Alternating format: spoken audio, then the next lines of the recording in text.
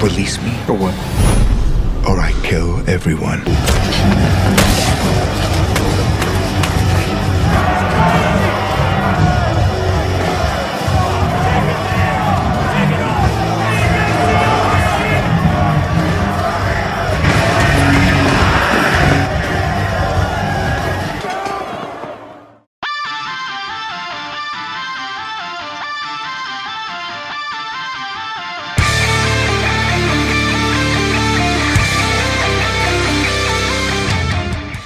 Pria ini bernama Claude. Ia merupakan suami dan juga ayah yang sangat menyayangi keluarga kecilnya. Malam itu di rumah, terlihat Claude sedang bekerja sambil ditemani anak perempuannya yang juga sedang membuat sebuah gelang untuk sang ayah. Tapi tiba-tiba dia mendengar seseorang mengetuk pintu rumah. Ketika pintu dibuka, ternyata mereka adalah perampok. You can't fight.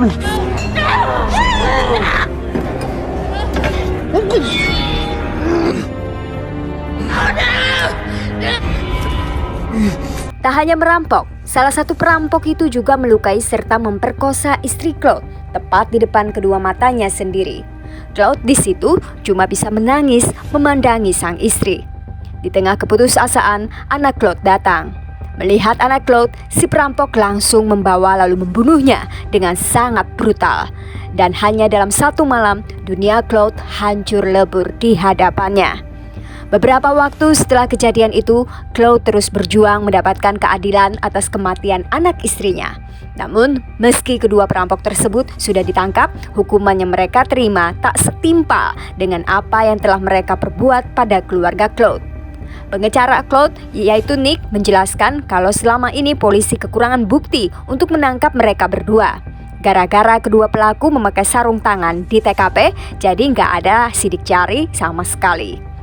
Terus kesaksian Claude sendiri dinilai lemah karena waktu habis ditusuk, Claude kondisinya setengah pingsan. Maka dari itu, Nick membuat sebuah kesepakatan dengan salah satu dari kedua perampok yang bernama Darby. Kesepakatan tersebut adalah bila Darby mau menulis pernyataan mengakui semua kejahatannya, maka nanti ini akan meringankan hukuman Darby dan memberatkan hukuman pada si perampok satu lagi yang bernama Ames.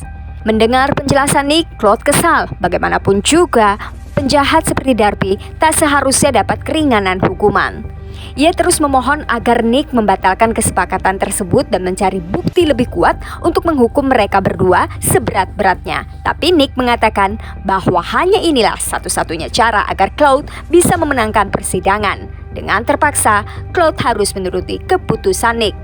Di persidangan, Nick memberikan surat kesepakatan pada Darby yang saat itu didampingi pengacaranya bernama Bill.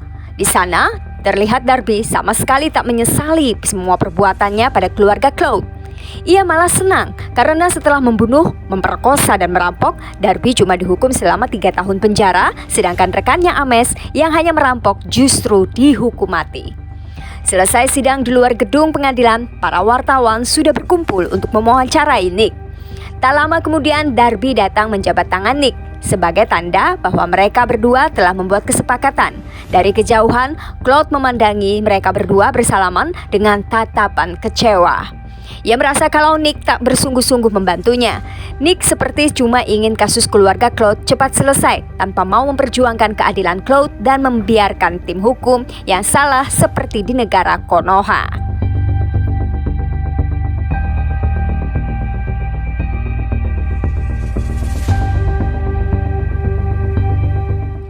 10 tahun berlalu, kini Nick telah menjadi pengacara hebat yang sangat terkenal di kota itu. Bahkan para polisi menghormati Nick karena berhasil membantu menangani banyak kasus penting negara.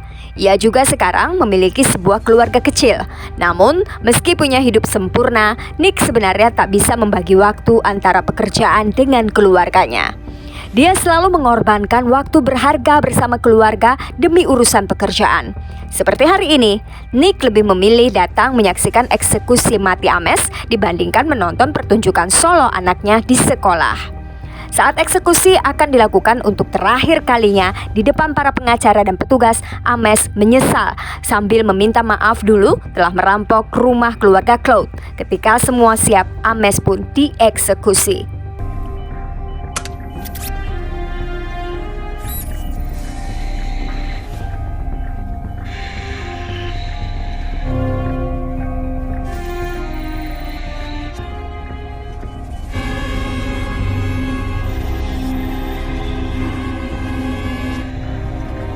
Namun beberapa saat setelah Ames disuntik cairan, ia terlihat begitu kesakitan. Melihat kondisi Ames, semua orang di sana panik karena orang yang dieksekusi suntik mati itu seharusnya tak merasakan apa-apa.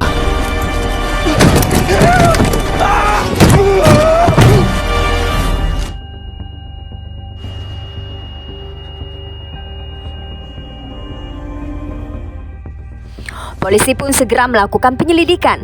Salah satu polisi di situ menemukan barang bukti sebuah botol berisi racun.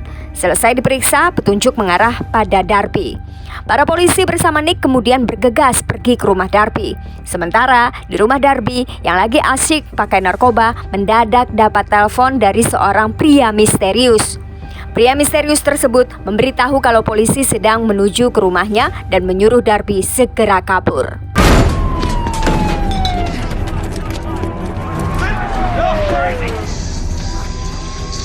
Di tengah pelariannya, si pria misterius memerintahkan Darby pergi ke sebuah pabrik tua. Di sana dia telah membius seorang polisi patroli agar dia bisa kabur. Dalam mobil patroli, Darby menyuruh polisi tersebut pergi ke suatu tempat. Merasa polisi itu pasti akan memanggil rekan yang lain, Darby pun berniat membunuhnya. Tapi sebelum sempat menembak pria misterius tadi, menelpon lagi dan betapa kagetnya dia, ternyata si pria misterius selama ini adalah Claude yang sedang menyamar sebagai polisi di depannya. Karena panik, Darby langsung menembak Claude. Sayangnya, di gagang pistol Claude telah memasukkan jarum beracun pelumpuh syaraf. Claude membawa Darby ke sebuah gudang kosong. Ia kemudian mengikatnya di sebuah ranjang operasi, lalu memberikan obat-obatan agar Darby tetap lumpuh, tapi juga masih bisa merasakan rasa sakit.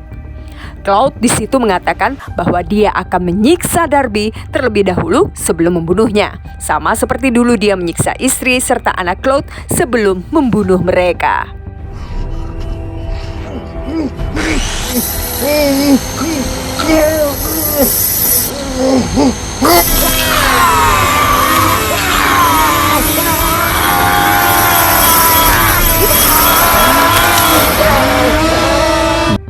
Di sisi lain, setelah tak berhasil menangkap Darby, Nick kembali ke kantor.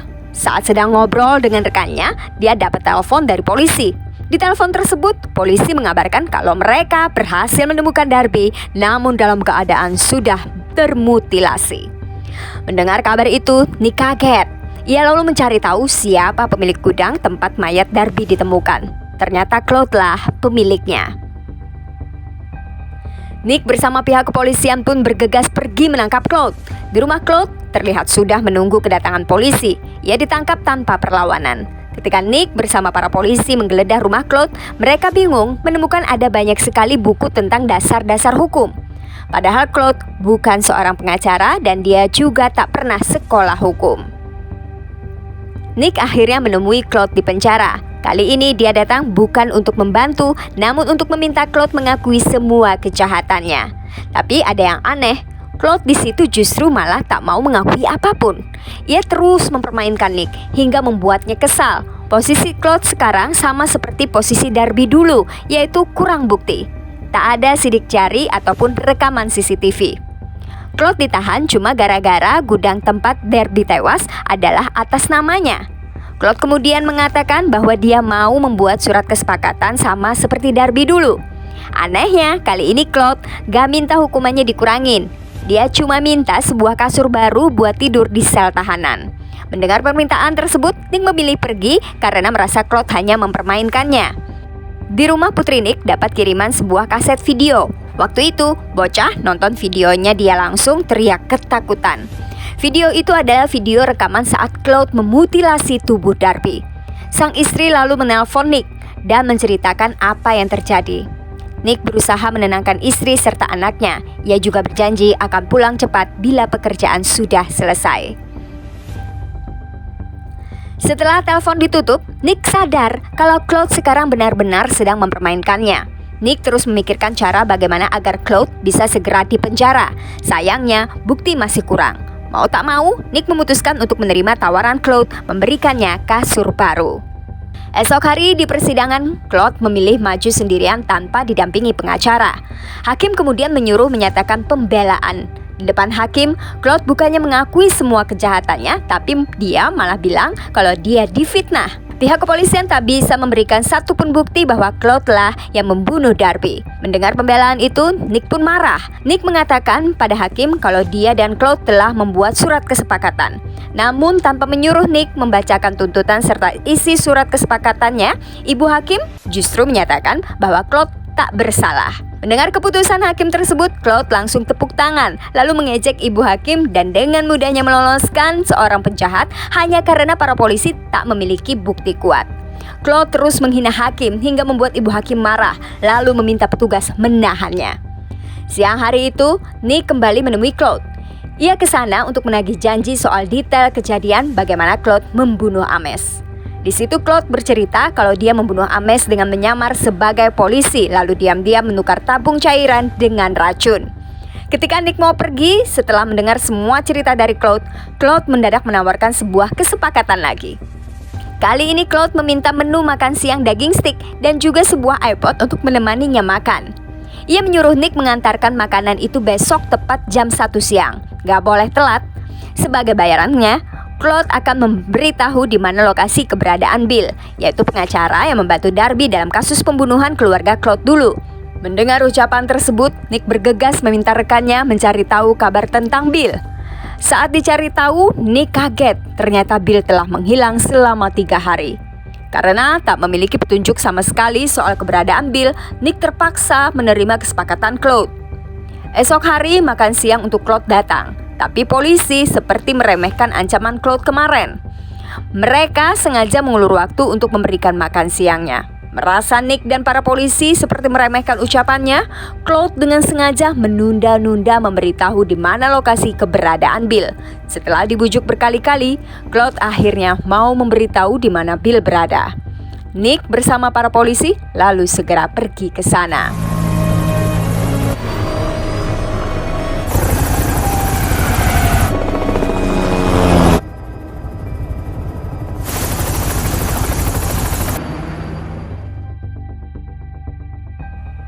Setelah Nick serta polisi pergi, Claude mengajak rekan satu selnya ikut makan bersama. Diam-diam, Claude mengambil sisa tulang dari daging stick kemudian berjalan mendekati rekan satu selnya itu. Lalu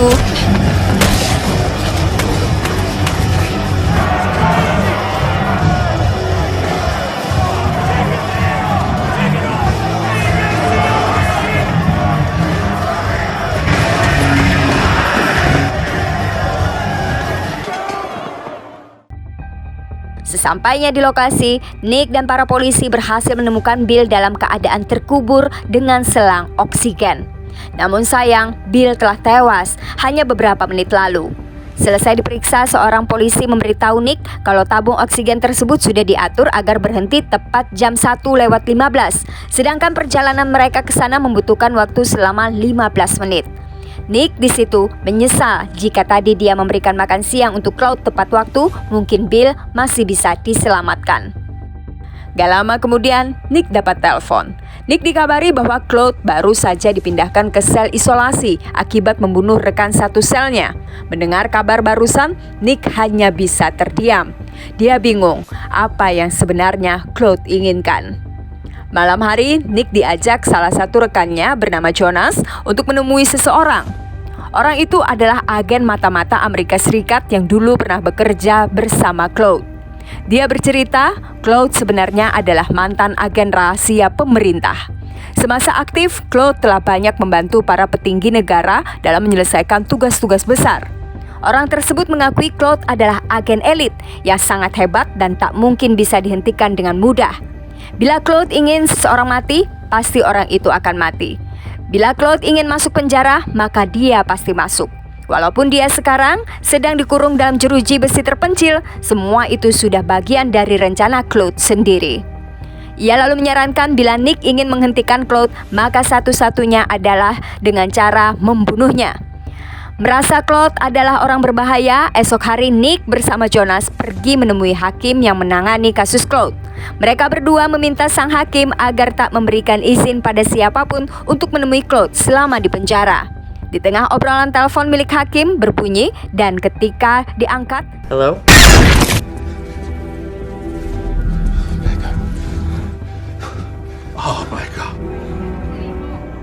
Melihat sang hakim tewas tepat di depan kedua matanya, Nick benar-benar syok.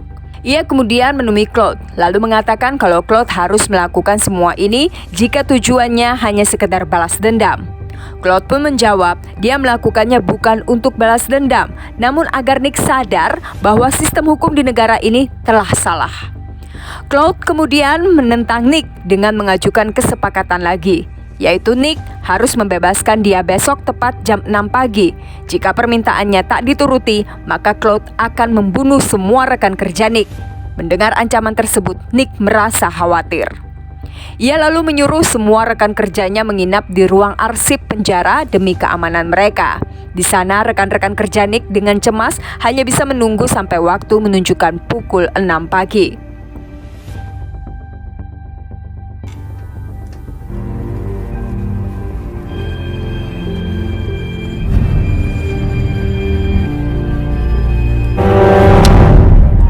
Setelah merasa tak terjadi apa-apa pada mereka semua, Nick begitu lega. Ia kemudian menyuruh rekan-rekannya pulang, tapi saat beberapa orang telah masuk ke dalam mobil,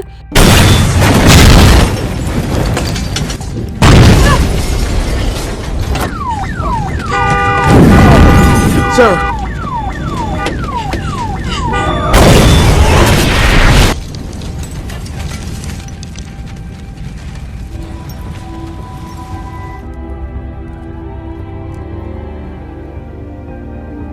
berita tentang tewasnya rekan-rekan Nick dengan cepat menyebar ke seluruh kota. Wali kota yang juga melihat berita itu langsung memanggil Nick dan Jonas sebagai pengacara kasus Claude. Wali kota tersebut marah. Ia tak menyangka bagaimana Claude bisa membunuh banyak orang, padahal polisi telah mengurungnya di penjara berkeamanan ketat. Nick cuma bisa berjanji pada wali kota bahwa dia akan menyelesaikan kasus ini secepat mungkin. Nick pun menemui Claude di penjara. Dengan emosi dia langsung memukuli Claude berkali-kali. Nick di situ memaksa Claude mengakhiri semua rencana jahatnya sekarang juga. Tapi Claude bilang kalau kematian rekan-rekan kerja Nick hanya sebuah pemanasan saja. Claude akan menunjukkan Nick bagaimana dia akan menghancurkan sistem hukum busuk di negara ini.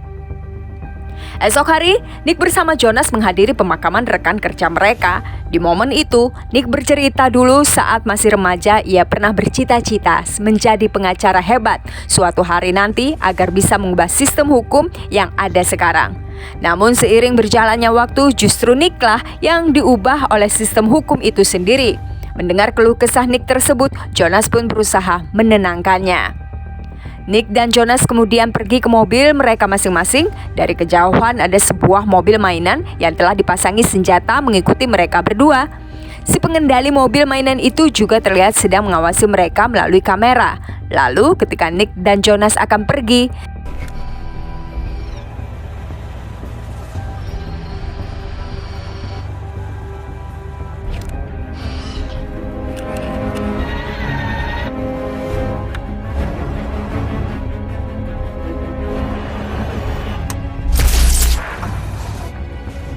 Electrical system's fried. Finnegan, tell him to get Jonas away from me.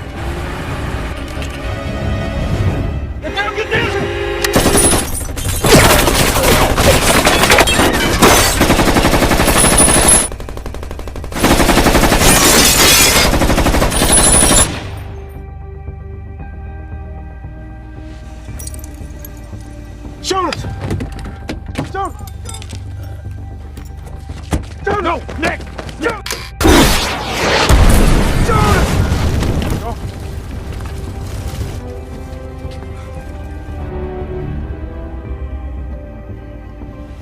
setelah insiden kematian Jonas, Nick kembali menemui wali kota untuk mengajukan pengunduran diri. Tak mau menerima pengunduran diri Nick, ia malah menyuruh membereskan semua kekacauan yang telah dibuat Claude secepat mungkin. Sang wali kota lalu mengangkat jabatan Nick agar bisa mendapatkan akses semua informasi negara demi menyelesaikan kasus. Besoknya, wali kota mengumpulkan seluruh staf pemerintahan. Ia menyatakan status kota ini dalam keadaan darurat serta memerintahkan mereka untuk memberikan pengamanan khusus pada warga sekitar sampai kasus ini selesai. Wali kota bahkan sampai meliburkan sementara sekolah dan kantor. menyuruh para polisi selalu berpatroli hingga mempersenjatai tukang parkir. Meskipun kejahatan Claude sangat berat, tapi pemerintah tak bisa menghentikannya karena kekurangan bukti dan mengingat Claude juga dulunya adalah seorang agen rahasia negara. Bila Claude tahu pemerintah ikut campur, maka Claude pasti akan membocorkan rahasia negara. Lalu citra baik pemerintah pasti akan jatuh. Makanya mereka memilih bermain aman. Sementara di ruang arsip negara, Nick menyelidiki semua hal yang berhubungan dengan Claude. Sampai akhirnya, Nick menemukan informasi bahwa Claude pernah membeli sebuah gudang tua berlokasi di dekat penjara. Merasa Claude pasti menyembunyikan sesuatu di sana, malamnya Nick bersama seorang polisi pergi ke gudang tersebut. Saat sampai, mereka berdua tak sengaja menemukan sebuah jalan masuk rahasia bawah tanah. Ketika ditelusuri, betapa kagetnya mereka waktu menemukan sebuah ruang rahasia berisi bom serta alat-alat penyamaran. Di situ juga ada sebuah tangga yang mengarah ke sel isolasi tempat di mana Claude ditahan. Saat Nick dan polisi memeriksa sel isolasi tersebut, Claude ternyata sudah tak ada di sana. Kemudian Nick bersama polisi pun kembali menggeledah ruang rahasia tadi. Di sebuah meja, mereka berdua menemukan catatan rencana Claude. Di catatan itu tertulis hari ini Claude sedang menyamar menjadi seorang cleaning service di gedung wali kota dan diam-diam meletakkan sebuah bom. Membaca tulisan tersebut, mereka panik, lalu buru-buru pergi ke balai kota. Sementara di salah satu ruangan gedung wali kota, Claude terlihat sedang berusaha merakit bom. Dia berencana meledakkan gedung tepat saat petinggi pemerintah akan mengadakan rapat. Tak lama kemudian, Nick dan polisi tiba. Setelah melihat CCTV, mereka menemukan ada suatu keanehan di salah satu ruangan. Nick yakin pasti Claude berada di ruangan itu. Mereka berdua serta satu orang polisi lain pun bergegas ke sana, tapi mereka terlambat. Claude telah pergi meninggalkan koper berisi bom. Waktu diperiksa, bom tersebut ternyata dikendalikan dari jarak jauh menggunakan sebuah ponsel. Nick lalu dapat ide. Di sisi lain, Claude yang belum tahu kalau Nick telah mengetahui semua rencananya, dia dengan santuy kembali ke sel sambil terus memantau jalannya rapat dari sebuah tab. Tapi baru aja Claude masuk, dia melihat Nick ada di dalam sana menunggu kedatangannya. Nick di situ mengatakan bahwa dia sudah tahu semua rencana Claude. Ia lalu berterima kasih kepada Claude sudah mengajarkannya sebuah pelajaran berharga, yaitu jangan sembarangan membuat kesepakatan dengan seorang penjahat. Nick juga meminta secara baik-baik agar Claude mau menghentikan tindakannya yang melampaui batas itu. Mendengar ucapan Nick barusan, Claude merasa sangat lega. Akhirnya Nick bisa mengerti dan menangkap maksud tujuannya melakukan ini semua. Namun keputusan Claude tetap sama.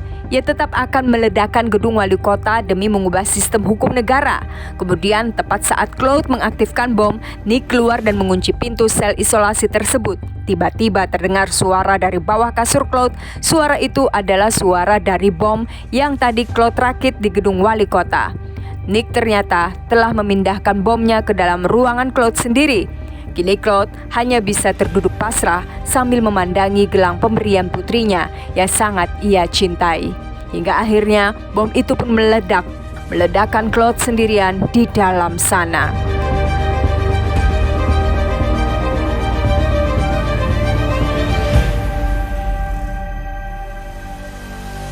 Sambil berjalan keluar, dalam hati Nick berjanji, mulai sekarang dia akan berjuang memperbaiki sistem hukum agar menjadi lebih baik lagi bagi seluruh masyarakat, dan film pun berakhir.